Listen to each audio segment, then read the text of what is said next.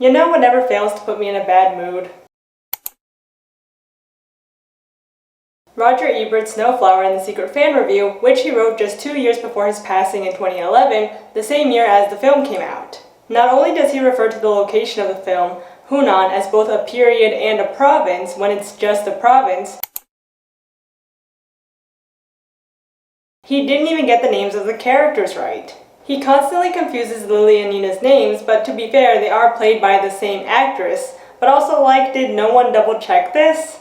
And I do feel bad because he wrote this at the end of his life when he wasn't in the best of health, and I do agree with a lot of the points in the review and do think it's a fair analysis of the movie. But also maybe just not dive into a review without doing a little bit of research and some double checking on the names first. This is especially important for influential critics like Ebert, who people tend to look up to, and not without good reason, of course. We all make mistakes and have slip-ups, but a lot of this review just seemed to be very hastily written. The worst part is his language and tone towards the end of the review, where he doubts Nushu or women's script's existence, knowing full well that Lisa Seed, the author of the book which the film is based on, wrote an entire historical fiction novel on the subject, going as far as to even describe her own research experience, which included traveling to Hunan, meeting Nushu teachers and women who are keeping the language alive, etc., in the acknowledgement section of the book. You know that it's based on real history, yet you wrote in the review, "I suppose this is true." It is true.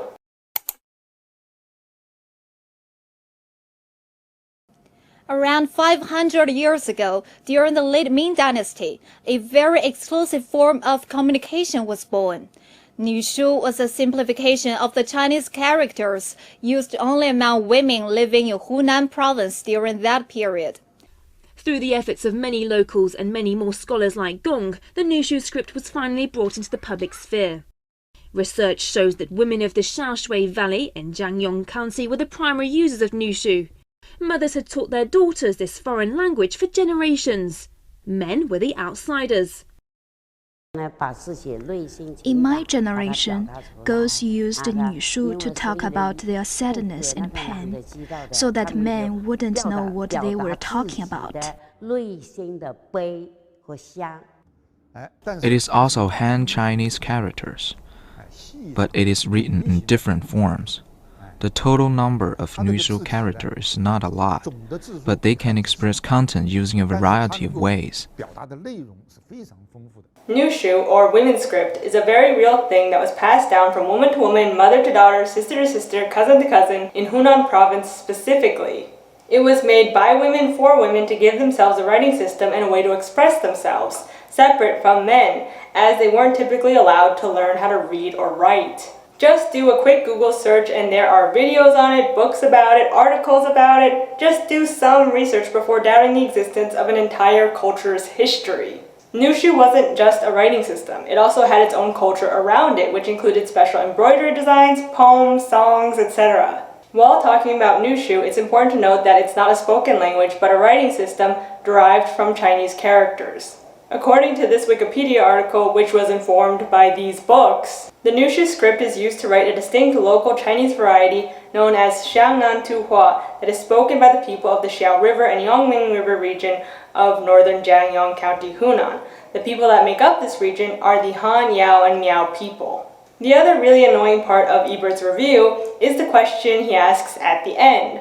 Why hasn't that, or Nushu, become better known? I don't know, maybe because it was a secret for hundreds of years? Though it is said that men knew nothing of the script, it probably is more accurate to say that women did their best to keep it a secret, but that some men at least knew about it or saw it, but they just didn't care to stop it. On the other hand, it still was guarded by women and protected by them, and it clearly worked, so maybe get off your high horse and don't ask questions that literally show you didn't understand the movie at all. Also, people do know about it now, and it is well known in China, and the government has even created schools for people to learn about it and keep it alive. Just because you don't know about it doesn't mean that the rest of the world doesn't. So let's dive into the book and the very awkward movie adaptation attempt. And if you do end up liking this video, please give it a like, leave a comment, subscribe, share it with someone, anything to help the engagement rating and help the algorithm know to push this video out to more people. And before we go on, let me introduce myself. My name is Cheyenne and I'm an Asian American adoptee living in Brazil. I post new videos here every other Friday, so if you want to see more of them, please subscribe and ring the bell so you're notified every time I post a new video. And if you want to help the channel grow, please consider joining my Patreon in exchange for some awesome perks like seeing videos early and patron-only content. So if you're into that, please go to this link here. So now on with the video and also spoilers for the book and the movie.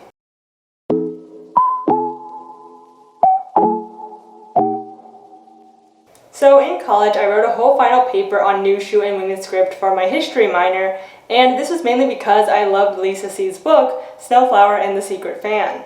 My thesis was similar to that of C's book, that the disdain for women's work, stories, and lives, and the strict separation of women's spaces from men's spaces ironically gave women freedom, or at least time and space to create an entire world just for themselves. This isn't to say that keeping women locked away on their side of the house was a good thing, but that the women at the time did what they could with what they had and turned it into something beautiful. Not everything was beautiful about their lives, of course. A lot of it was suffering and hardship, but they were able to create a refuge for themselves with other women, and I think that's important. University of Southern California China historian Charlotte Firth wrote that Western readers think of Chinese women simply as victims and focus on such problems as split binding and arranged marriages, but that Lisa C's historical novels follow the best feminist scholarship on women in the Ming-Qing period by tackling these stereotypes. In Snowflower and the Secret Fan and in Peony in Love, C asks readers to imagine how a few such women might have found voices of their own within, rather than in opposition to, the Confucian social order, and how they found ways to self-fulfillment without flouting their culture's fundamental values. Women in China, or in this case in southern Hunan province, were oppressed, but they also found ways to empower themselves and work within the patriarchy, and that's essentially what Snowflower and the Secret Fan is about. Two women, Lily and Snowflower, and their lives as women of different classes who have been friends since childhood, navigating around the patriarchal system while also finding little joys and power within the domestic sphere and sharing their hardships and triumphs with one another. The book also revolves around Lily and Snowflower's Lao Tong relationship, or a marriage between female friends who are taught to see one another as a sister. This arrangement between two female friends who would become sisters for life was significant because it was an extremely formal relationship that would last a lifetime, unlike sworn sisterhoods, which would form before and after marriage and would be between different groups of women throughout one's life. It's also important to note that Snowflower and Lily enter into this agreement to help Snowflower out financially, as Snowflower's once wealthy father is deep in debt. Lily's family must add to her dowry, and Snowflower benefits from her relationship with Lily, as Lily has perfectly bound feet and is sure to find a wealthy husband, thus bettering the status of her sister, Snowflower. In the book, as well as the movie, there is a sense that the two long to be more than just sisters or friends, and there are scenes that can be read as romantic and erotic, but it's never explicitly said by either the filmmaker or the author that they're lesbians or bisexual or pansexual. But you can definitely see that they want to say something about that. Like the whole movie, I thought the two would kiss or something or say I love you, but they never do. And it is a pretty big and understandable pitfall of the book and the movie. I personally really like C's writing, but I know that for a lot of people it's hard to get into because she writes in the first person a lot, and some people just don't like that. So go check her out if you think that you'd be into this kind of story and if you're okay with first person writing and structure, but if not, no pressure.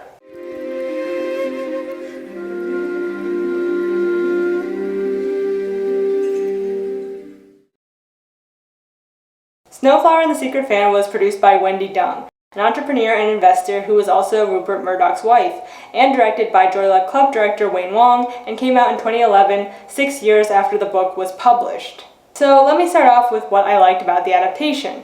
First off, I can't believe this movie is only a decade old. It looks like it was made just yesterday, and though the budget was only $6 million and they only made $11 million back, it does look like it cost money to make and is just overall a really aesthetically pleasing movie. The costumes and sets are nice. I like the parts in modern day where we see fragments of the past, even though Shanghai and Hunan are two totally different places, and I like how they speak Mandarin for most of the movie. I don't mind Hugh Jackman's random appearance at the 1 hour mark of an hour and 40-minute movie either. His rendition of Gewa Igowen, or Just Give Me a Kiss, or Give Me a Kiss, is actually really endearing.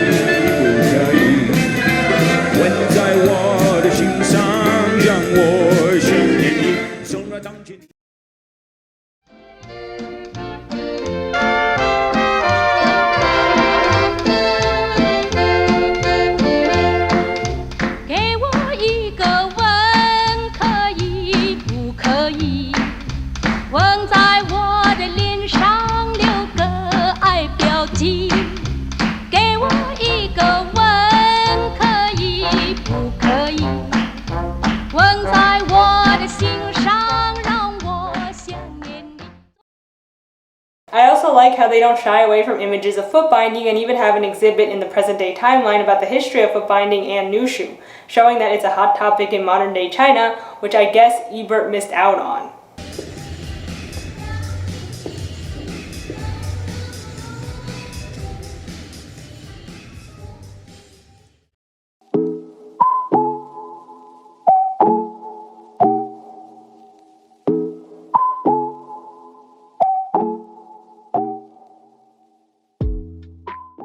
So rather than being a straight adaptation of the book, the movie employs a framing device.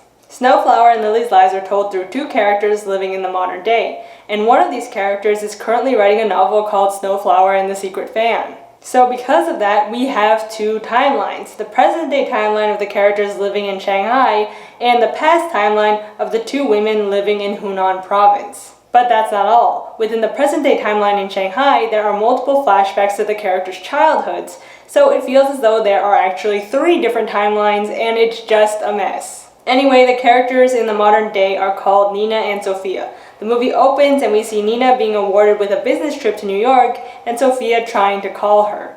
There's no answer, so Sophia sets off on her bike and then gets hit by a car and is rushed to the hospital where she lies in a coma for the rest of the movie. Side note, Sophia has 0 lines in the present-day timeline. Nina is then called down to the hospital as she was the last number Sophia called and looks through her things where she discovers that Sophia is writing a book entitled Snowflower and the Secret Fan. The first few scenes of the movie feel so random and disconnected because we aren't given a reason to care about Sophia before she gets hit by a car, nor Nina who cries over her. We have no idea what their relationship is or was, and when we do eventually see flashbacks of their childhood and young adulthood, it's too late. Anyway, Nina starts reading Sophia's manuscript and envisions the 2 main characters, Lily and Snowflower, as herself and Sophia respectively.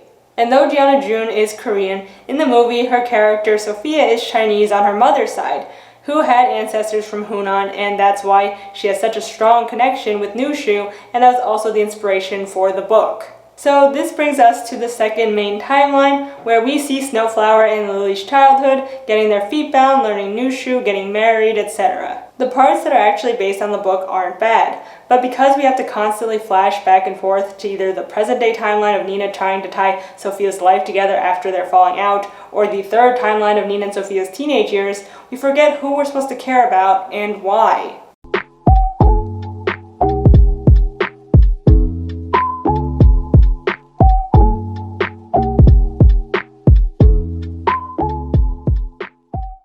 We later learned that Nina and Sophia were close friends in high school and that they found refuge in one another, especially after Sophia became an orphan. Nina also took the Gaokao for Sophia, only to then be given a disciplinary notice that she couldn't take the tests for 3 years, and in turn Sophia became offended because her friend didn't think that she was smart enough to pass the test on her own.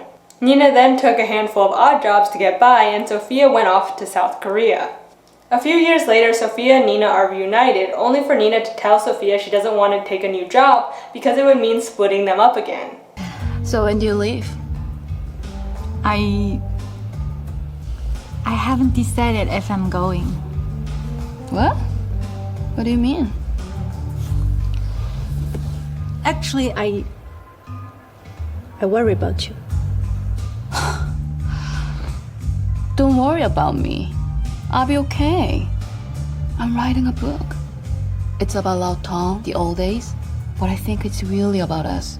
When I finish it, I want you to read it. That's nice.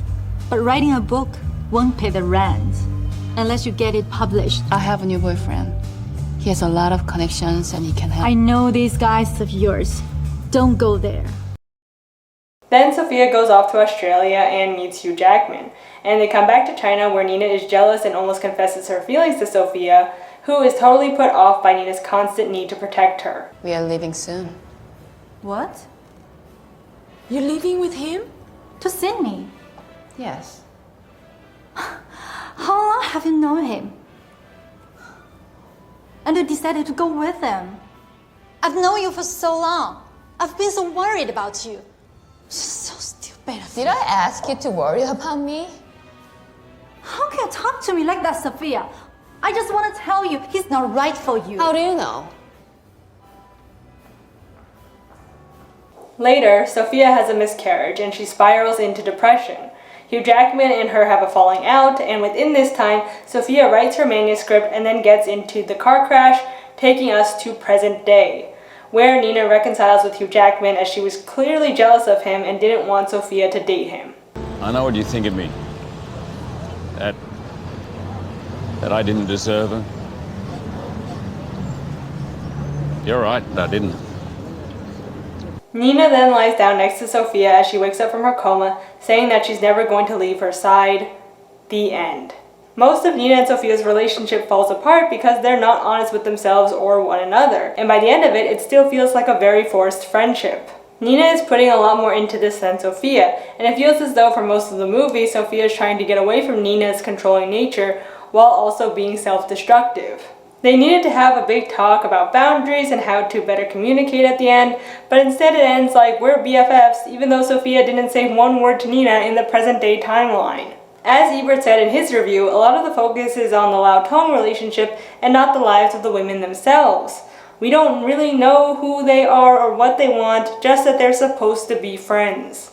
If this was going to be a love story between sisters or best friends or lovers, we needed to see more of that and be given reasons to invest in their friendship.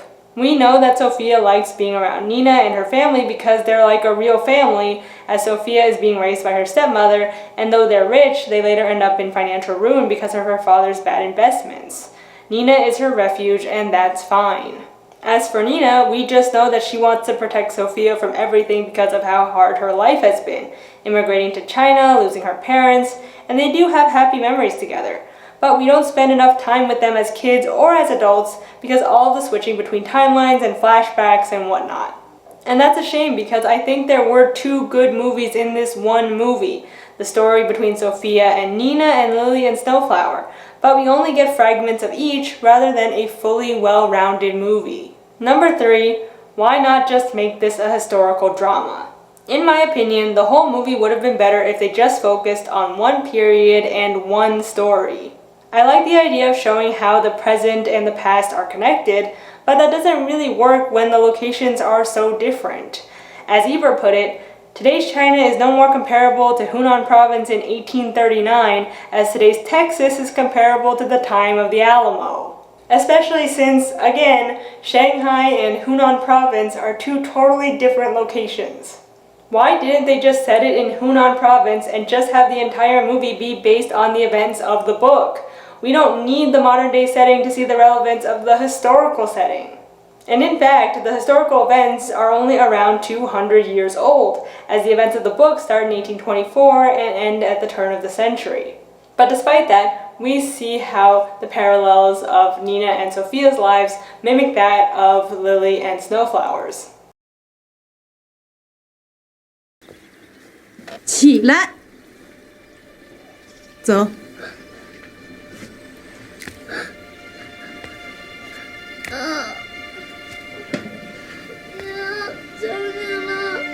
走10圈儿。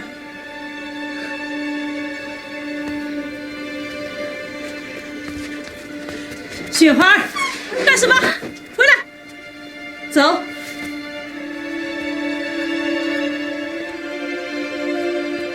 痛苦中才能发现美，苦难中才能找到真正的平静。虽然给你裹脚，让你受点苦，可是真正受益的还是你。来。So let's talk about the parallels the filmmakers emphasize throughout the movie. Firstly, we see Lily's rise from poverty to riches through marriage, as Nina goes from waitressing to being promoted at a huge company. Second, we see Snowflower's descent into poverty because of her father's opium addiction, just like how we see Sophia's father lose all of their money to the stock market. Next, we see Snowflower's marriage to an abusive butcher, one of the lowest positions in the society where they live, as we see Sophia's relationship to Arthur, who I guess is supposed to be like a womanizer or something. I didn't really get that one. And lastly, we see the twos falling out. We see Nina and Sophia fighting over what's best for Sophia relationship-wise. Sophia vocalizes her resentment towards Nina for always thinking she knows better, and we see Sophia's guilt for thinking that she's keeping Nina back from pursuing her dreams, as Nina doesn't want to take a promotion because it would mean leaving Sophia behind. In the other timeline, we see that Snowflower feels the same way, that Lily pities her and also blames her abuse on her, saying that if Snowflower was just a better wife, it would change the outcome of her husband's actions. 你以为我想这样吗？我不想你受苦。我们的关系很不同，但我们有更重要的东西。又有什么？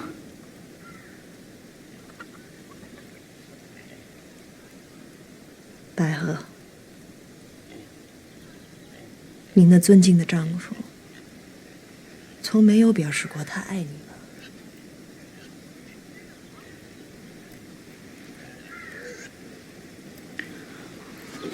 是想帮你度过这个难关。我们的命运已经不一样。你一进来，我就感到你在怜悯我。我是心疼你，雪花。他是我丈夫，我爱他。Snowflower then breaks up with Lily, and the two don't speak again until Snowflower's death, where Lily takes care of her. In the present day, Sophia doesn't die, and actually wakes up from her coma, as Nina closes her eyes and smiles, saying she'll never leave Sophia's side. I guess Sophia isn't upset that Nina is back in her life, as she called her the night of the bike incident and wrote a whole book based on their friendship, so it's not a bad thing, but Sophia's face at the end is just very hard to read if she's happy that Nina's there or not. Overall, I like the idea of showing how female friendships can transcend time and space, and seeing how many parallels could be drawn with modern times and the past. Showing how much things have changed for women, for example, Nina being able to work in business, but also showing how they haven't. For example, young girls' fates still being controlled by their father's actions. But a lot of the parallels end up falling really flat. For example, when they try to compare wearing high heels nowadays to foot binding, and though the motivations behind both are similar, wanting to change a woman's appearance to conform to a certain beauty standard, similarities kind of stop there. Wearing high heels in modern times and having your feet bound and broken for life as a child and not having any choice in the matter aren't the same thing. Though it's important to note that wearing heels in the workplace sometimes isn't a choice. For example, some jobs required and still require women to wear heels while on the job, and in some countries, women are required to wear heels in the workplace, period. Wearing heels can also alter your bone structure and inhibit your movements. But again, it's not the same thing as having bound feet, but I guess the filmmakers really wanted to open that can of worms for some reason. It's also important to note that C writes that foot binding was also a class issue, and we see that with one of Lily's servants, who has unbound feet and can move freely throughout the compound and in the world of the movie. C writes that within the higher classes, foot binding was done as early as 3 years old, whereas in the lower classes, foot binding was temporary so the women could also work. And for women who were really poor and couldn't afford to bind their feet, they ended up either being sold as servants or became little daughters-in-law, or girls who were given to other families to raise until they were old enough to bear children. I also didn't get the Hugh Jackman parallel with Snowflower's abusive husband. Like, yeah, Nina didn't approve of their relationship, but he seemed to be totally shocked as to why Sophia left him, and we never see any evidence that he was abusive or that Sophia didn't like him.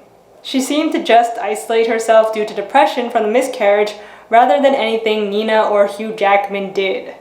But Nina doesn't like him because she's jealous, but instead of just saying that, she thinks he's shady because he owns nightclubs, but we as the audience never see why that would be a bad thing. I don't know, I didn't really get it. I like how the movie focuses on the women in the past and present, but ironically, we still can't really connect with either of them or really know anything about them, just that they're supposed to be best friends. But like, why? Because of forced circumstances? Happenstance? What about their personalities make them compatible? Because in the end, it just feels as though they're using one another or feel pressured into friendship when there's really none there. And that is something that real friends go through. But because Sophia is in a coma for most of the movie, and that in the past the two also never really communicated how they felt about each other and even forced miscommunications between one another, it becomes a very frustrating movie to watch. So now for the last part of things I didn't know where to put anywhere else. Number 1, I think the fact that Nina can't articulate the way she feels about Sophia, as it's clear that she loves her in a romantic sense, is real. The fear of rejection, not being able to open up to people you're supposed to be close with, is hard. Number 2, I like how the movie is about female friendships because those get cast off to the side so many times as being frivolous, but they're not. A lot of Nushu focuses on the domestic. Marriages, deaths, births, the household, and other women. I think that gets looked down on because they're considered low-stakes stories when they're not. I love domestic stories and seeing female friendships and relationships on screen, so for that, I do thank this movie. Number 3. One thing that this movie lacked, however, were meaningful male roles. Like, both of the husbands are shitty, and Arthur is just kinda there. The dads are also kind of strict and ill-tempered, but Sophia is shown as having a nice relationship with her dad, which was refreshing. 그때 그렇지. 다 좋아질 거예요, 그렇죠?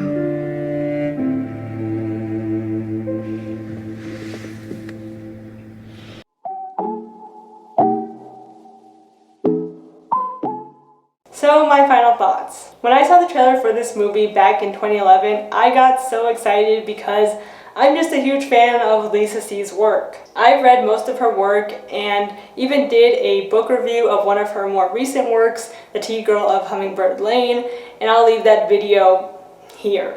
I was particularly interested to read that book because it deals with international adoption and interracial adoption. So yeah, if you want to check that out, go ahead and click on it.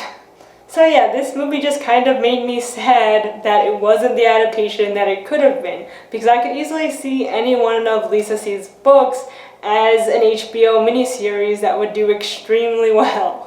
I contacted her once via email about if there were any more adaptations of her works coming out or in production, and she said that she does get a lot of offers, but that they always want to cast a white lead. And it wouldn't surprise me if they also want to make most of her work in English. Hopefully one day we all get the Lisa C adaptation that we deserve, but for now, I'm not holding my breath.